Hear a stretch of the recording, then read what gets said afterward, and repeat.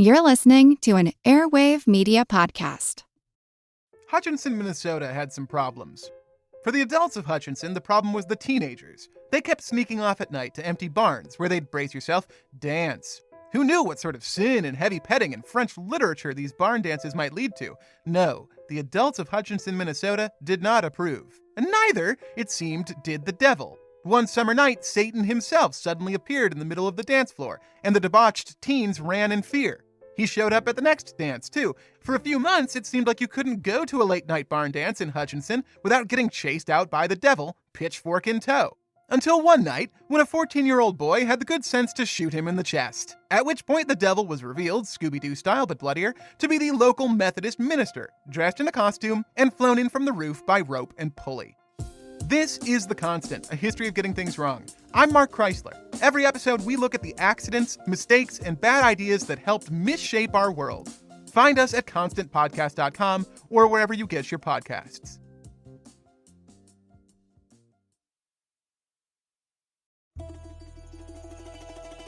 Hello, comrades. I'm Roberto. And I'm Brendan, and together, we're the hosts of Czar Power. Our friends from the Censorship Bureau have asked us to investigate the Queen's podcast due to their infractions on using curse words on their show. If you don't like cursing, then disclaimer, this show isn't for you. Roberto, begin the investigation. Oh, hello, friends. Yes, we're investigating. Oh, you're paying the fine. This fine will ensure that we write a fantastic report that says you, in fact, do not swear on your show to the Bureau. Okay, Brendan, I have finished our investigation, and the Queen's podcast has no infractions. May you tell their audience about us. If you like the Queen's podcast, you may like Czar Power, where we rank the Russian rulers from Rurik to Putin. The only lady we've covered so far is Olga of Kiev, and as of now, she's the leading favorite, so check us out. Tsar is spelled T-S-A-R. But beware, if you hear a knock on the door, the KGB may make your stay a bit more permanent. Hi, this is Katie. And this is Nathan. And you're listening to Queen's Podcast, the show about badass women in history.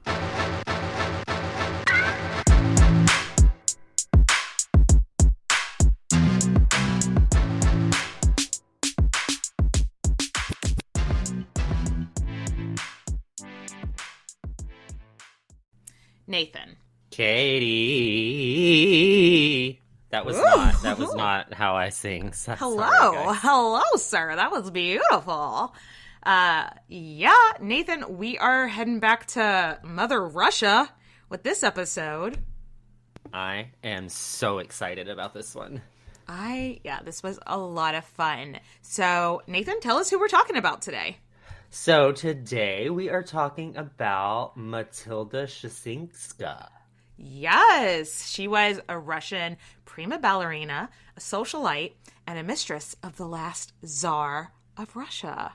Yes. Nathan, tell the listeners about this cocktail. Heads up, if you're a Patreon supporter, you already have the recipe. But for the rest of us, what is this? It is called the Sugar Plum Fairy. It is a Nathan original. So what I did is I took 2 plums, chopped them up, put them in 2 cups of water with about a teaspoon and a half of stevia. I boiled that for about 30 minutes and then strained it. So then what that created for me was a plum simple syrup. So then from there, I took an ounce of that, 2 ounces of brandy, 3/4 of an ounce of Cointreau, and then 1/2 ounce of lemon juice.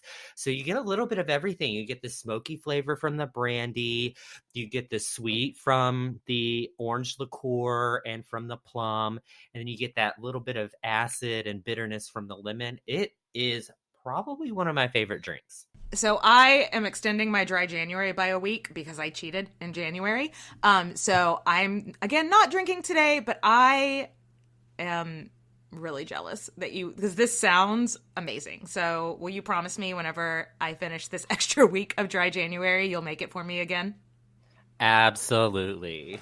I love it. Okay, So before we get started, as usual, we have our Patreon shout out. Whoop whoop.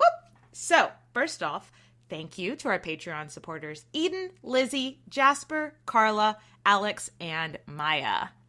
Also, shout out to Erica, Corina, Jessica, Alyssa, Emily, and a happy 18th birthday to listener Hannah. Shame on you for listening to this. You're pre-18. Yeah, but now that she's legal. Happy fucking birthday, Hannah. And obviously, thank you to all of our listeners and all of our supporters and everybody. And I hope y'all enjoy this episode. Okay, Nathan, tell us about the early years of our next queen. So, Mathilde Felix Sanova. Okay, guys. We're going to try with these Russians. These Russian names, just okay? A disclaimer. They may get harder and harder the more and more I get intoxicated. So, Mathilde Felix Sanovna Kschessinska. Yes, I got it. Was born August 31st, 1872 in St. Petersburg, Russia. Before we can really understand Mathilde Kschessinska, we do need to learn a little bit about the backstory of her family, because her dad is actually Polish. He was born in Warsaw, Poland. His name is Felix. That's why her middle name, or, you know, in Russia, they have that tradition where your father's name becomes one of your names. So his name is Felix. That's the Felix Sanovna of it all. He was from a huge dance family in Poland. So that he was kind of a big deal in Poland, and his family as well. And when her dad was a young man, he was invited to come dance in the Imperial Dance Company in Russia, which, I mean, he jumped right on that. He just jumped right on. Just like he leapt. What is that ballerina leap? He did one of those. A grand jeté. He did a grand jeté into St. Petersburg. So when he got to Russia, he met a retired ballerina named Julia. And they ended up having 4 children together. And their youngest was Matilda. Yeah. Matilda would have been really connected to her Polish roots. I think I even read that she was actually raised Roman Catholic, whereas most people in Russia are Russian Orthodoxy, because Poland is apparently a really Catholic nation still to this day. Her dad was a bit of a hometown hero, so he brought his kids back to Warsaw pretty regularly to kind of give them a taste of how he grew up. And it seems by all accounts, I know a lot of times on this show we talk about poor little rich girls that are neglected or have asshole dads or absentee moms. That is not the case here. It seems like a pretty happy childhood. Yeah, she grew up around dancers and actors and was constantly in theater. And when she was 8 years old, she herself entered the Imperial Theater School, which super bougie. Mm-hmm. And so for the next 10 years, school and dance were her life. And all we know about her is basically that during that time. So yeah, from 8 to 18, all we know is that she danced, and she danced. Yeah, and something to really note here, though, is that dance and ballet is a big fucking deal in Russia. Like Tchaikovsky. Ever heard of him? You know, all of that is very Balanchine. All of that is very inspired by Russian ballet. Yeah. So if you're a dancer and you're in middle or high society, it's a big deal. Yeah, like ballet was, I don't know, invented in like France and Italy, but in the 18th century, Russia just kind of went, and we're taking that. That is ours now. So even though it was like started in France, ballet sounds like a French word. By this time in history, Russia was where you wanted to be if you wanted a career in dance, really. So now let's fast forward about 10 years since nothing really happens. The year is 1890. Matilda's 18. And she's graduating from the Imperial Theater, and their graduation night was like this whole fucking to-do. For graduation each year, they would put on this show, and the royal family attended it. Can you imagine how stressful that would be? Like, your graduation is in front of the fucking emperor and empress and their family. Yeah, don't trip and fall, please. That would be very, very. Ooh. That's a term. That is a term. Yes, absolutely. If you're not a thespian, you don't get it. But yeah, this was also the way that they were like introduced into Russian society, to the nobility, because, you know, nobility, high society, and theater and ballet specifically was very connected. Yeah, and after the performance, Matilda and the other in the graduating class were invited to come have dinner with the imperial family. MBD. And yeah, right. And the Tsar, guy named Alexander III, the Tsar thought Matilda was just the best. The bee's knees. Yeah, he told her that night of her graduation that she would be the glory and adornment of the Russian ballet. Okay. Yeah, Hell. right? Fuck. Talk about a confidence boost. I mean, right? Right? And so then he's like, I want you to meet somebody. And the Tsar, which if this is your first episode that you've been listening to for, that takes place in Russia, Tsar means king. It's the, like, it comes from Caesar. Anyway, the Tsar is like, I need you to meet my son, Nicholas. So he's arranging like a meet cute, because he's thinking if his son Nicholas is very shy, he's thinking maybe if he gets some ballerina business, he'll come out of his shell a little bit. Is that what we're calling it now? Ballerina business, yes. Does she grand plie on his eggplant? Sorry, I had to. There may be a couple of other ballet references. That's why we love you. Yeah, so Matilda was 18 and Tsar Nicholas was 22, so that's not a super weird age gap. And they start crushing on each other immediately. Yeah, they hit it off right away. And though there was no, like, sexy time for quite a while, over the next few months, there was a lot of flirtation. Matilda wrote in her memoir about how that summer the imperial family would come to see just every performance at the Mariinsky Ballet Company, which is where she immediately got a job out of college. Also, it was like, that was the best case scenario, where the Mariinsky Ballet Company is where everybody wanted to go work. Imperial family is there like every weekend, basically. And she wrote in her memoir that she would peek out behind the curtain. She'd see Nicholas and get all flustered and get butterflies in her stomach. And then Nicholas would see her and start blushing. It's all very... Oh, young love. Yes, it's very, very cute. Quick recap about Tsarevich Nicholas. We've met him before on our Alexandra Fyodorovna episode, but he wasn't that young just yet. Yeah. Nicholas is the son and heir to Alexander, but he's really not that fit to be heir. Yeah. So, not a good fit. If you haven't listened to it in a while, maybe go back and listen to our Alexandra Fyodorovna episode after this. But spoiler alert, being Tsar wasn't great for him. He is sweet. He is shy. His dad at one point says of him, like, he has the heart and soul of a poet, not a king. Ooh. That's kind of a burn. I know. So at this point, yeah, he's meek, he's shy, he doesn't have any experience with the ladies, so he's almost certainly a virgin.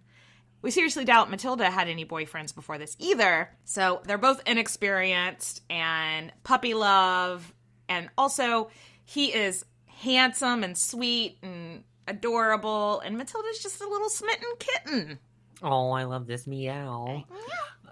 So there was one really cute story from her memoir where after a performance, Nikki came to chat with her. So then after that, she needed to go get changed. So she was kind of running back to her dressing room, and then smack, she ran into the emperor, who then laughed and was like, hey, you're blushing. Have you been flirting with my son again? And then he winks at her. So, OMG, so adorable. They are precious. Nicholas has journal entries from this time, too, in which he calls her the code name Little K, which I love. Okay, yeah, not to be confused with Special K. Those are different. No, Those different. are very different terms. Whole different thing. But he would write in his journal, like it seems like his journal entries weren't super, super detailed. So it'd just be like, July 30th, gossiped with Little K. August 1st, had lunch with Little K. Said goodbye to Little K. So very generic. But still, I mean, he does mention her. So then one day, after like a year, Mathilde's at home, and at this point she's living with her parents, sharing a room with her sister. And then one night, her parents are like, hey, the Tsarevich is here. The Tsarevich is here? Like, to can you meet imagine? us. So the heir to the throne of Russia is just sitting in her parents' living room and just sipping the tea and just talking shit with her. Like, what did they do? Did, like, the family sit down and, like, play, like, card games and drink tea with the Tsarevich? Like, I know, that would have been awkward. So, the rain in Spain, does it fall mainly on the plain? Like, and so you're gonna be king, right? Yeah, it just seems so bizarre.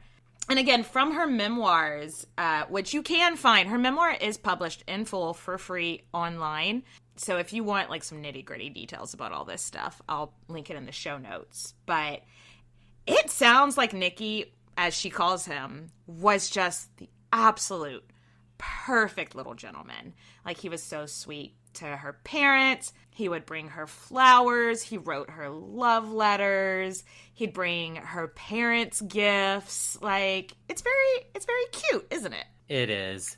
And now Mathilde knew that if they ever did have a relationship, quote unquote, it wouldn't be a relationship that ended in marriage. Right. You know, she was young, she's full of dreams, but she's not stupid because there's a lot of different ballerinas in her company, and they're all having affairs with men of nobility. So they're usually with Grand Dukes and princes, and none of those relationships ever really ended in marriage. So Mathilde would have been very, very aware of that reality. I mean, she knows that he's the heir to the throne. In Russia at the time, there was actually a rule in the royal family that if you didn't marry somebody from the nobility, like somebody that was a duke or higher, basically, his kid, your kids couldn't inherit the throne. So there was no chance that she was ever going to marry the prince. But finally, one day, Nicholas was like, okay, your family is great. This has gone on for a while. I think everybody trusts me, but I want to hang out with you alone. Ooh, bow chicka wow wow. Bone down. So he buys her a villa for her to move into.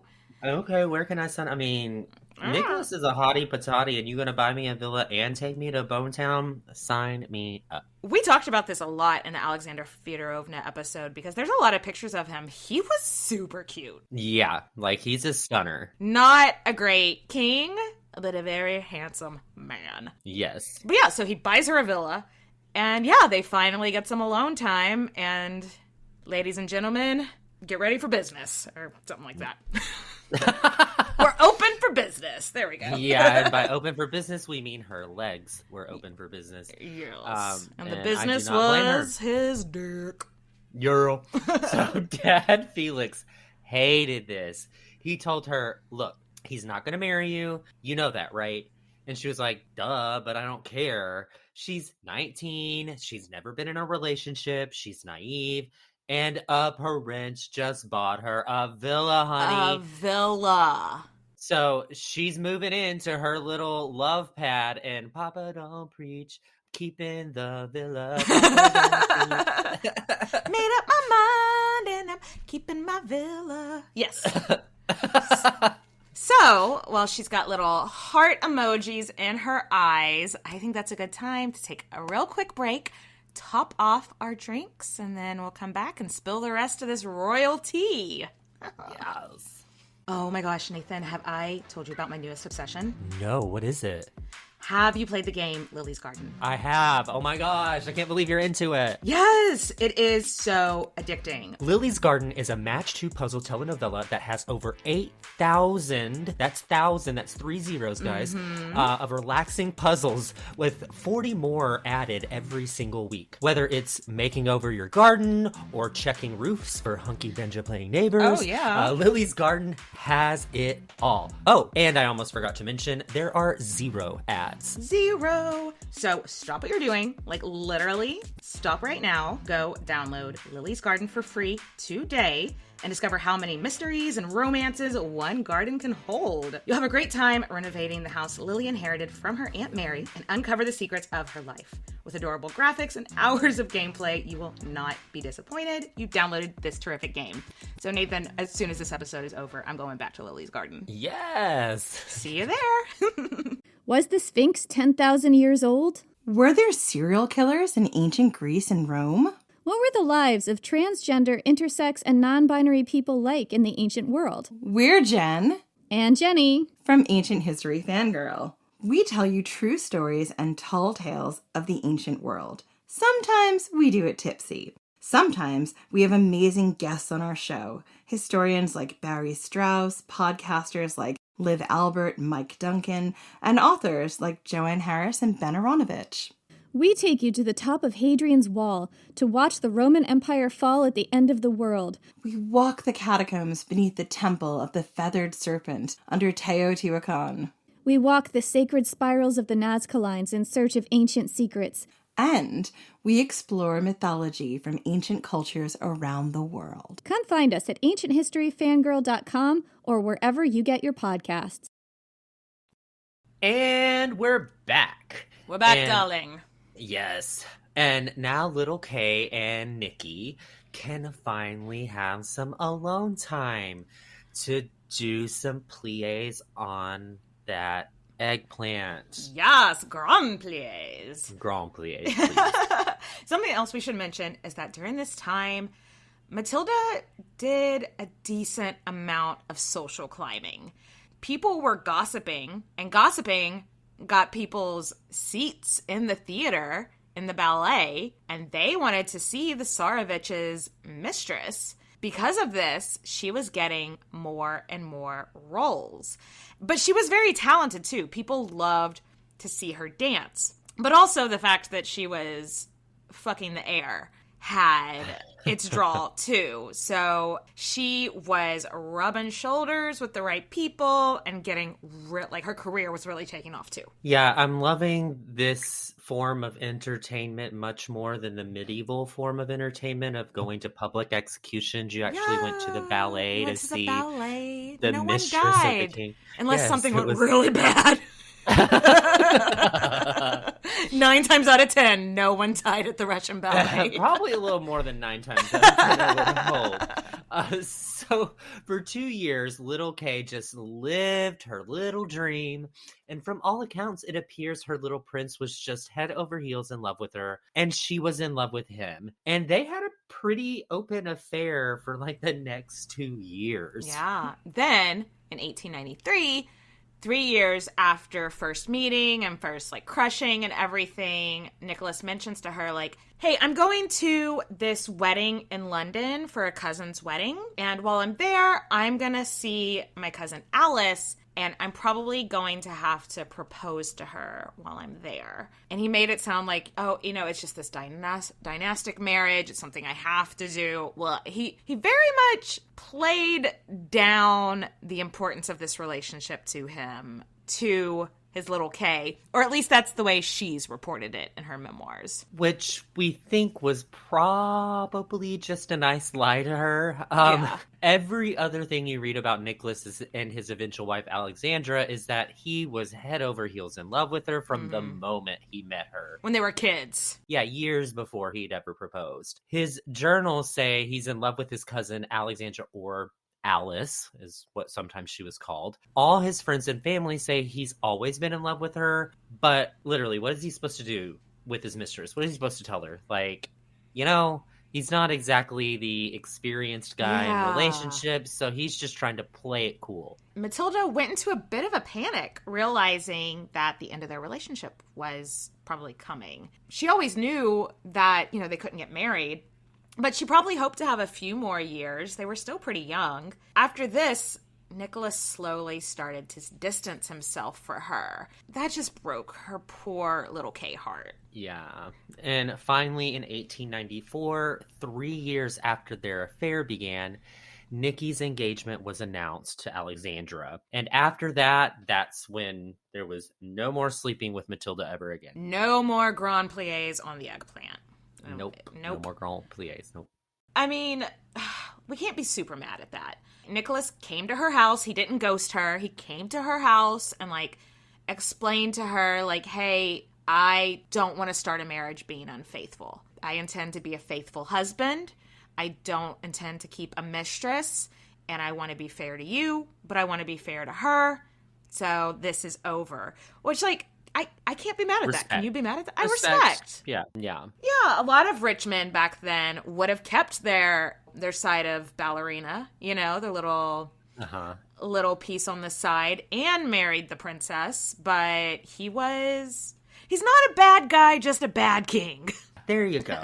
But Katie, wait a second. Did she get to keep the villa? She's keeping the villa. Ooh, she's gonna keep the villa. Ooh. And who's gonna pay the bills? Nicholas. So, I mean, she's brokenhearted, but she's got a house she's not paying for the rest of her life. So right after this, things started happening pretty quickly in Russian nobility. The old Tsar died. Nicholas was then moved up to be the new Tsar. Then he was married. Right. It happened like bam, bam, bam. Like the engagement, the death, the coronation. Like it just really happened really quick. Because of the engagement and the marriage, a lot of people were celebrating in the country. I mean, they were also mourning because the one Tsar died, but they got like morning breaks to celebrate the marriage. It's in all the papers, and it's all everyone is talking about. And can you imagine going through a breakup where you're like legitimately brokenhearted and you have to see your ex smiling with his new boo on a front page of every single newspaper for months? Yeah, that would be quite the sting. That would be rough. I do not envy her here, even though she does have a villa that a prince is paying for, or Tsar now is paying for. And all of her co-workers at the ballet knew that she had been dumped and the man that she loved was now marrying someone else. So everyone was kind of like looking at her with pity, which I would hate. Oh, could you imagine like just knowing that when you leave the room, everyone's talking about you? Oh, I hate that. Yeah. So Nicky asked his cousin Grand Duke Sergei to check in on Mathilde from time to time. Yeah. So she and Sergei already knew each other from all the parties and dinners over the last 3 years, and they had always been friends. So this was a really nice gesture, except that Sergei immediately fell head over heels in love with Mathilde. I mean, it sounds like everybody's fallen in love with her. I mean, she's beautiful. She is beautiful. Oh my God. We'll post plenty of pictures of her on our socials, especially follow us on Instagram if you want to see some, because she's gorgeous. Yeah. Mathilde did not love Sergei back. She was probably pretty fucked up emotionally. I mean, going through your first breakup when you're still like in love with the person, she probably needed therapy, you know? Like, yeah. Sergei was very sweet and he kind of looked like Nicholas. And they were first cousins. What she viewed as the most important thing, though, like she went into like, I need to focus on my career. Being with him was going to keep her moving in the right circles for her to career to move forward. And she didn't dislike Sergei, like you said. They were friends. Mm-hmm. She was like, I like him enough. Maybe it'll grow to love. It's going to keep my career moving forward. Then they did. So they did start a physical relationship pretty soon, which was probably way sooner than she was emotionally ready for. But here we are. So let's meet this new boyfriend, shall we? Yes. Grand Duke Sergei Mikhailovich was a first cousin once removed of Tsar Nicholas. So Sergei would have been about 25 and Mathilde was about 22, so nice. Yeah. He was raised by a very wealthy but horribly unaffectionate family. Oh, his parents did not like him. His parents enrolled him in the military at 2 weeks old. Excuse me, what? 2 weeks old. Babies don't need guns. Babies don't need jobs. Babies don't need guns. Babies don't need military ranks. Babies don't need any of these things. But somehow, even though he was emotionally neglected as a child, he did grow up to be a pretty sweet guy. He was thirsty for love. And so I think Mathilde was probably thirsty for love too. Like it just kind of it worked. Yeah. Also, he was very good looking. Blonde, blue eyes, 6'3", very good shape. Look, what we're getting at is that Matilda could have done a whole lot worse with this rebound guy. Like, way worse. We've seen, like, a 22-year-old marrying a 50-something-year-old. So we are very happy about this. Doing fine. So something else she probably really liked about Sergei was he was the president of the Imperial Theater Society. How convenient! Which gave a lot of funding to theaters, ballets, operas all throughout Russia. So Matilda's career, which had always been promising, really took off after the relationship with Sergei started. Also, like, yeah, she danced the ballet, but like when her career was still at this point, she was a lot of times a background dancer in the operas as well. So he got her more and more parts, so she just got more and more exposure. The year after they started dating, Matilda was awarded the title of prima ballerina. Oh, yes. Yes. That is really, as a dancer, I mean, it's like the highest you can shoot for, right? Yeah, it is. I mean, the same thing goes for an opera. Like, you have the prima donna, who's the is that what that means? Yeah, the lead singer? female singer. Yeah. So whenever you're the prima, it's the first, the lead, essentially. This was fucking huge, so she is at the top of her game. However, not everyone thought that she should have this title. Yeah, not that she wasn't good. Right. Not at all. She was a great dancer. She was the first ballet dancer to really make the famous move in Swan Lake, which they actually still use to this day. She did 32 fouettes in a row, which if you're not a dancer, that's whenever they do the spins with like one of their legs out and they just keep spinning and it's spinning the pirouette. and spinning and spinning and spinning and spinning. Over and over. Yeah, talk about getting dizzy. Don't be hungover while doing that. I couldn't do it stone cold sober, Nathan. I know, right? I've Googled it. Yeah, because like you said, it's still a part of Swan Lake where they do the 32 fouettes, which means to whip in French. Yes. I mean, yeah, it's still a part of it, so it's easy to find people doing it on YouTube. It made me dizzy just watching it. Like, that's a lot of spinning. And for her being the first one to do it back in the day, people in the theater were like, what the fuck did she just do? Like, honestly, it was a huge deal. And yeah, #first. So what we're getting at is she was a good dancer. But a lot of people thought she got this appointment because of her connections with the royal family, which might be a fair assumption. Yeah, it is. She was not afraid to call in favors with the royal family when she needed to. So, I mean, yeah, it's probably a mix of talent and connections, but isn't that most people in show business?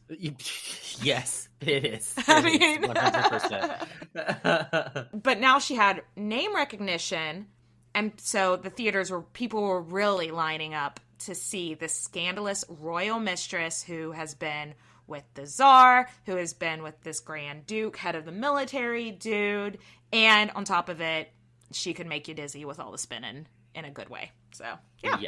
Yes. She had an amazing career. She danced in all sorts of famous ballets. She even went back to Poland and danced with her dad for a while. How cool is that? Because her and her dad were very, very close. She wrote in her memoirs, she was like, which I thought this was kind of rude. She was like, since I'm his favorite daughter, this was really special for him. Oh my gosh. So she even got to travel to London, Paris, Denmark, all over the place. She got to dance for all kinds of important people when they came through Russia. So we're talking kings, queens, dukes, prime ministers, presidents, so important. You name it. Yeah. When people came to Russia on diplomatic meetings, it was like, yeah, and now we're going to take you to the ballet to see the famous Little K. Though I guess no one was calling her that anymore. She was rising to fame in her own right, but she was still a bit obsessed with Nicky. Every time she'd see him, she'd go home and write in her journal about, like, he nodded at me, he still thinks about me. And, like, maybe he did. Maybe, to me, it read as someone who's just kind of still not past it, which made me a little sad for her. For sure. Like, I think maybe the relationship meant a lot more to her than it did to him. Yeah. But maybe I'm wrong. Maybe he did, like, nod at her in, like, a certain way that, like, she knew meant something more than a nod. I don't know. Things were so rigid in, like, Imperial Russia that, like, maybe we're not getting the significance of that, you know? I think things are still pretty rigid in Russia. You're not wrong. So let's fast forward to the turn of the century. Ooh. It's 1900, and Matilda has been dancing professionally for 10 years now, and she decided, you know what? I need to celebrate my career. Yes. So she wanted a benefit show. Love this. This is so extra because, like, what benefit shows usually were to signify someone's retirement. So a dancer would perform all their famous pieces. It was like a celebration of their career. Everybody would come. They would get flowers and gifts from the imperial family. And then afterwards, they'd have a big party in that dancer's name. And then the dancer would retire. So Matilda went to the board and was like, I want to celebrate my 10 years by having this benefit. And they're like, OMG, honey, baby girl, are you retiring? And she's like, nope. No, what made you think that? I just want a party. I just want flowers. Like, I want gifts from the imperial family. No. So she was told no. So she ended up speaking to their manager, a.k.a. her boyfriend. The guy that she was sleeping with. Yeah. Long story short, she ended up getting her 10-year benefit show without having to retire. I fucking love that. It was a huge party.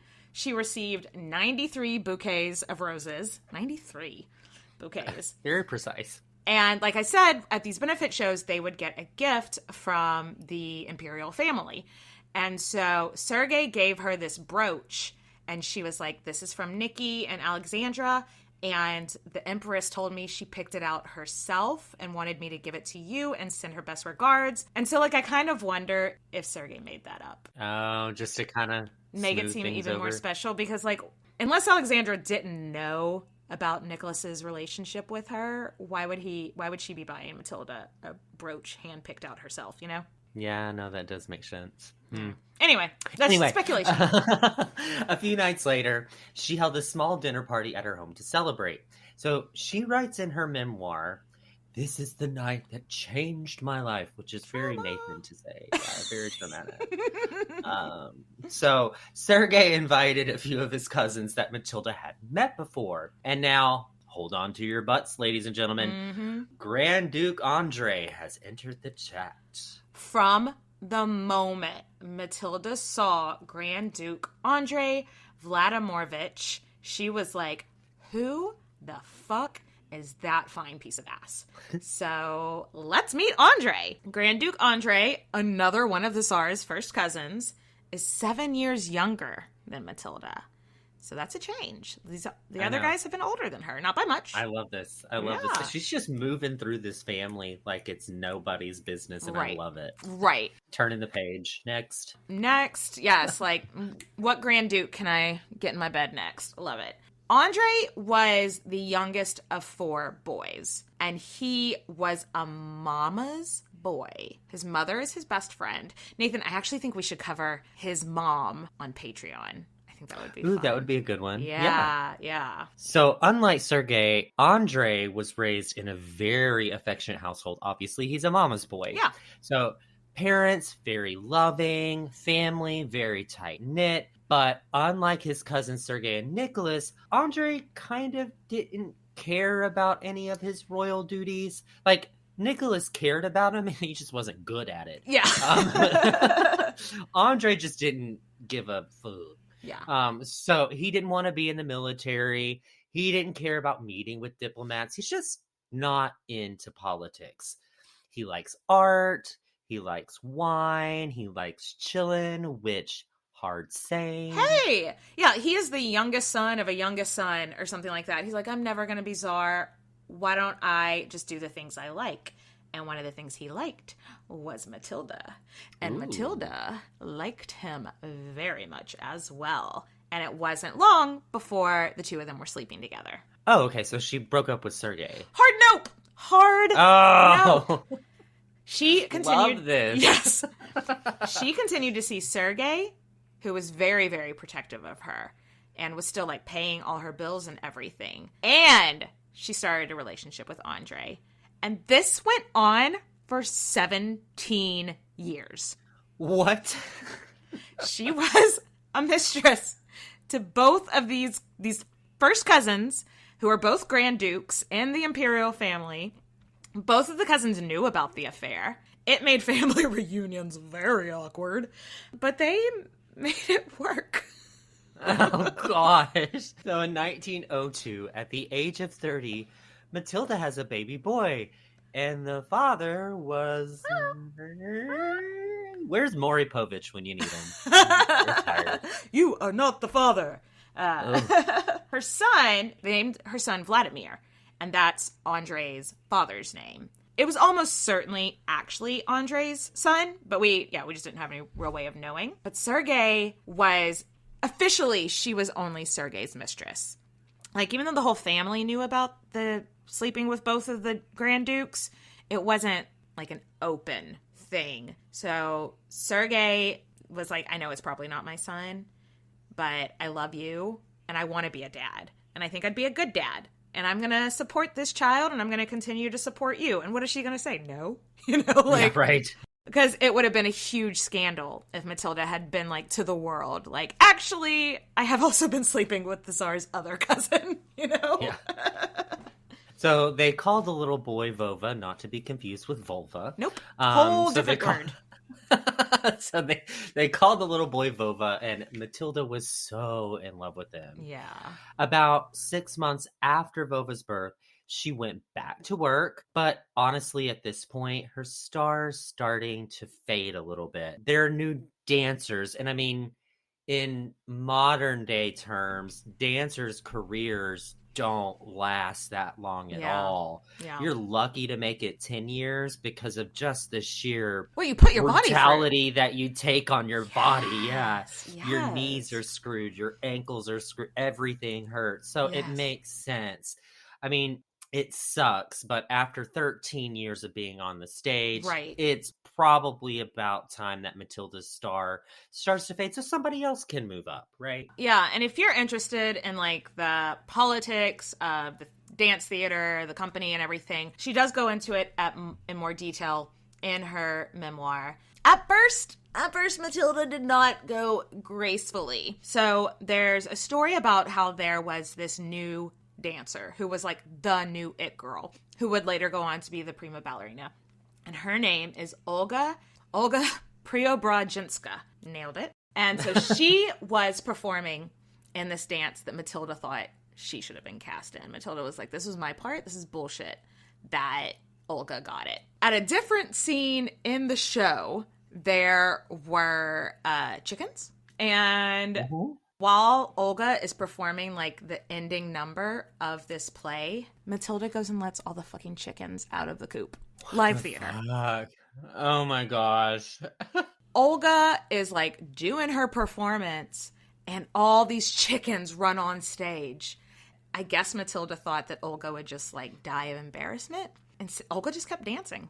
She just kept, and the crowd loved it. They were like, oh, good for her. Oh, she could dance through anything. So it kind of backfired on Matilda. It was moral of the chaos. Story, don't be a dick. Yeah, moral of the story, don't be an asshole. So, sadly, the next year, her dad Felix died, which absolutely devastated her as the favorite daughter of the family. She and her dad had a really close relationship, so it was pretty rough on her. Yeah. She needed a break at this point. You know, when something like that happens, you just need to call it a day for just a little bit of time to take some time off for yourself. So at this point, she starts performing less and less. Yeah, maybe like dancing just made her think about her dad, and like she needed time to grieve. Yeah. Let's do some major fast forwarding here because a lot of history happens and we don't have long enough to go into each one of these historic events. So we're just going to give you the high points of the next 10 years. Because it was not great for the Russian royal family and nobility. Nope. So there was the Russian-Japanese War, which was bad. There was Bloody Sunday, a peasants' peaceful protest that ended up with 200 unarmed people kilt, so that was also bad. And then Russia enters World War I, and it went bad, and they had to leave World War I, and it was bad. Like, it was just bad. It was a bad time. The next 10 years were just everything went wrong for Nicholas. Everything the royal family was doing, and it was just bad. Yeah, because like the everyday person is just like pissed off at all of this situation that's going on, and you can literally feel it in the air because things are changing in Russia. The nobility is being viewed with more and more disdain because people are like, oh, you want to send our children off to die in wars that we're not going to win. You're going to make us go broke while you get to live in a mansion that we pay for? And the people at this point are like, hey, that ain't right. A retired ballerina who lived in a mansion paid for by 2 different dukes and a czar. You know, she is getting the sense that the vibes are off, and maybe she should think about going somewhere else. So during World War I, Matilda did fund a hospital for the wounded, which she kept open for actually a number of years with money that she had raised through charity events. But still, she's not working class, so this is a dangerous time for her. Totally. In her memoirs, Matilda writes that in the early months of 1917, every day there was some new horror story in the newspaper that worried her. So like protests, buildings being set on fire, police officers being murdered in the streets. So when a friend like calls her up in February and is like, I think some shit is about to go down in St. Petersburg. You should come stay with me and my family out in the country. She's got a young son to look. I mean, I guess he's like 12 at this point or something. And she's like, yeah, maybe me and Vova should hightail it out to the country and stay with y'all until this all blows over. Yeah. So narrator voice, it did not blow over. No, it did not. So we are not going to do a deep dive into the Russian Revolution here, because you could listen to that on our Alexandra Fyodorovna episode if you want to revisit that dumpster fire. Or any number of podcasts completely dedicated to the Russian Revolution. Yeah, right. But what you really need to know is that the Bolsheviks are a communist political group, and they're pissed and not afraid to spill some blood over it, specifically that blue blood. Go. They hated basically anyone that had a title, and especially anyone with the name Romanov. Right. After she left, the Bolsheviks actually took her house and made it a meeting place.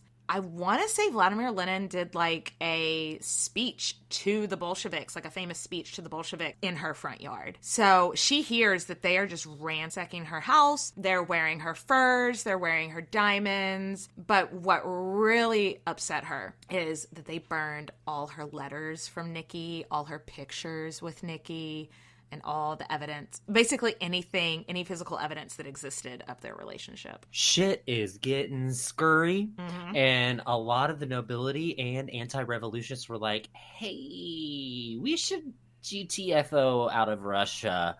And Matilda was like, you know what? I've actually always wanted to live in France. Oh! Imagine that. And you know what? That seems like a good place for us to take a break. Take a break. En français? En français.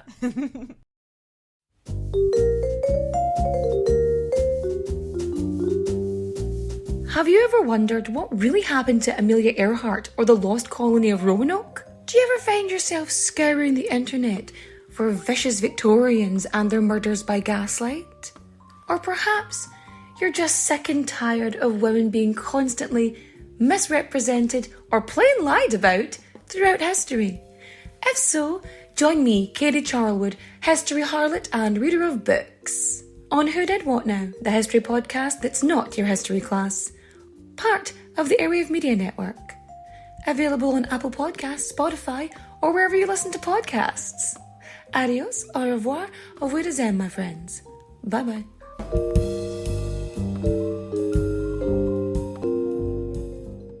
I'll be seeing you. What's something you learned in history class that you feel wasn't the whole truth? Better yet, what's something you didn't learn at all that was omitted completely? That's what I'd like to call redacted history. I believe that all history, no matter how good or bad, needs to be told. There are wars, massacres, battles, and entire historical events that are just not in our school's history books. Have you ever heard of Mary Bowser? I didn't think so.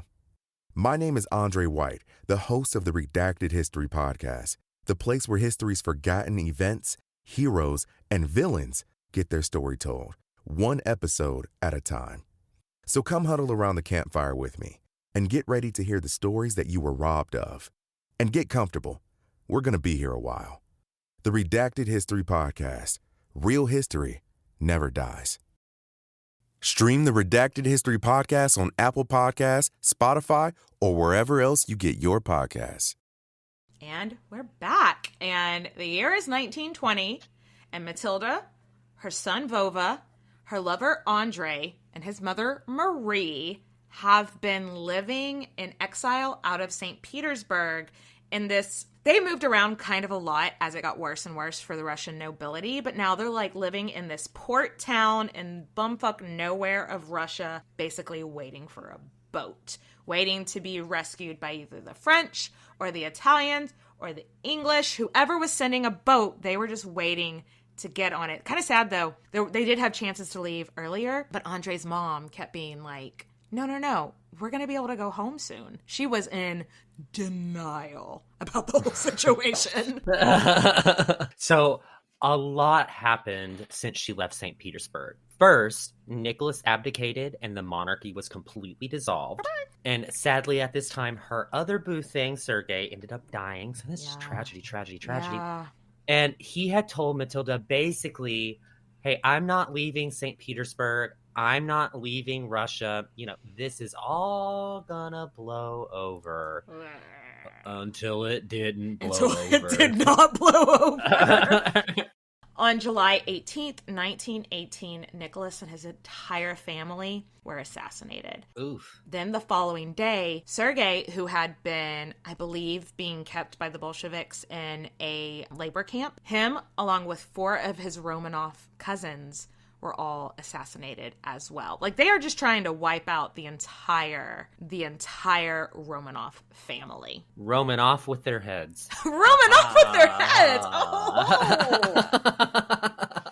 So the sad thing is, it took Sergei's letters months to get to Mathilde and Vova, who thought that this was his father. Yeah. So they're receiving postcards and letters from him months after his death. I mean, they would have gotten news of the assassination on the radio, but they weren't convinced because they're still getting postcards and letters from him in the mail. So, I mean, I get it. I get why they would have been confused by that. What do I believe? Like, first of all, there's just denial that no, that couldn't have possibly happened. But then also, like, they could be just saying they killed everybody, you know? Like, that's sad. So the boat couldn't come soon enough. And when a boat pulled into the port on February 13th, 1920, so like Mathilde, her son, Andre, and Andre's mom got on that fucking boat. I think they basically had to pull Andre's mom onto the boat, kicking and screaming, because her oldest son would have been next in line to be Tsar. So she was like, we gotta stay here so that my son can. They're like, that ship has sailed. Let's get on this other ship so it can sail. Oh, yeah, right? The trip out of Russia was hectic as hell.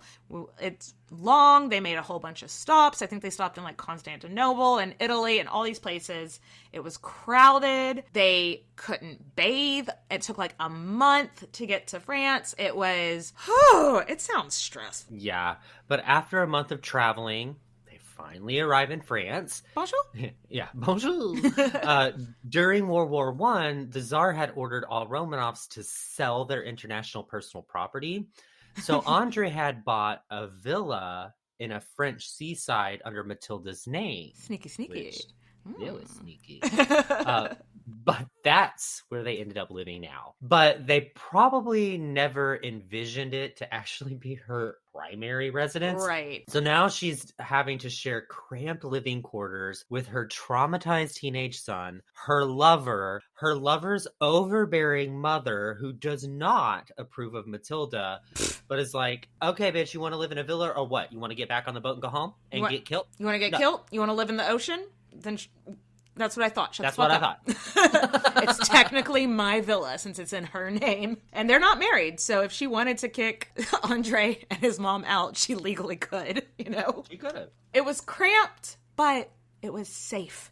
No one is hunting them down trying to kill them, you know? And there was a huge influx of people moving from Russia to France at this time. Fun fact, the phrase or the name of the drink, White Russian, comes from this time, the anti-Bolsheviks Russians, because they carried a white flag. Like the Bolsheviks were red, the people who were like, hey, let's not kill everybody were the White Russians. So, so cheers. Cheers? Question mark.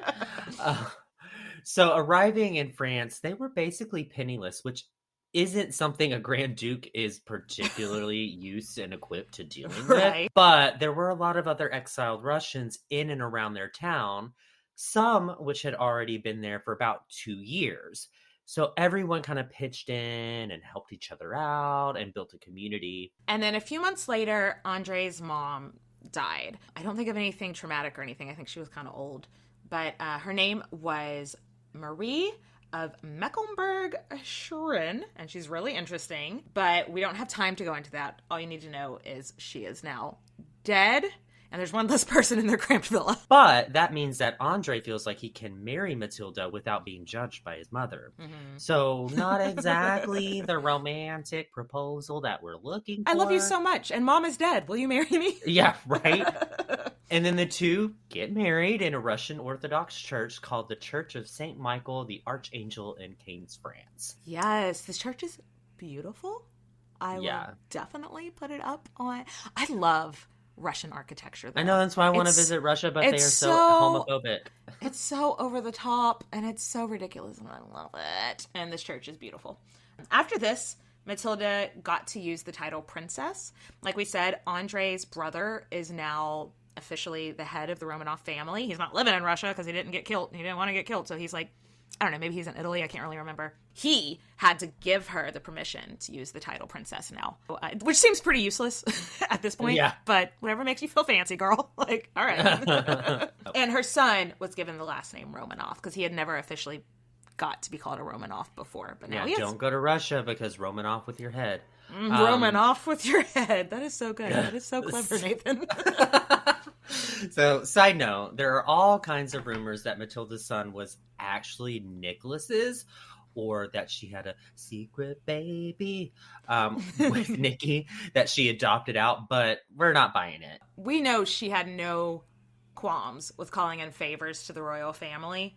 I feel like if she had had a child with Nicholas, she would have been loud and proud about that shit. Exactly. So eventually money got real tight, so they sold the villa and moved to Paris, where Mathilde opened up a dance studio, which perfect. Yes, what a good job for her. I know. She had over 100 students, and her school was regarded as a very prestigious place to study ballet. And that was her life. They did have some financial troubles because coming from their background, they had never taken any money management classes. They never knew about it. So they did have financial struggles, but they were together for the rest of their lives. When she was in her 60s, Mathilde was invited to go to this charity event in London and do like this charity dance. And it raised lots and lots of money. It was a huge success. She chose to do this Russian style dance that she hadn't done since her time in St. Petersburg. And it raised a lot of great money for charity. And she actually chose that specific dance because it was the last thing that she danced on a night when Nicholas came to see her at the ballet before he abdicated. So it was the last time he had seen her. And so she's like, I'm going to do the dance. That was the last thing Nicholas saw me doing. So she was, to the last minute, very, very sentimental about their relationship. Let's dance, the last dance tonight. Yes. So she sang Last Dance. And she sang Last Dance. And did her Grand Prix. Did you say Grand Prix? Prius. It's like Grand a Prius. Prius. It's a Prius. It's a plie. I don't know. But however, Mathilde did live a very long life. And she ended up passing away on December 6th of 1971. So she would have been aged 99. Which is something not a lot of people, there's a lot of people that lived in Russia and from her time whose lives were cut very short. So considering everything, well, actually considering nothing, that's just a long life, period, statement, declared sentence. Yeah. Yeah. So that is the wild life of Mathilde Kschessinska. So that is such a cool story. Hope you guys enjoyed that. Nathan, merci for coming on this journey with me. De rien. Ooh. Said you're welcome. That's that right, French guys. class that paid off. Mwah, mwah, mwah. Catch y'all later. Bye, guys. Cheers, bitches. Hi, new friend. My name is Ali Casaza, and I am the host of the chart-topping podcast, The Purpose Show. Listen, if you're a mom and you want some energetic support in evolving, growing, becoming the next version of yourself, getting clutter out of your way, simplifying your entire life, your business, your home, everything, this is the show for you. So come over and listen with me.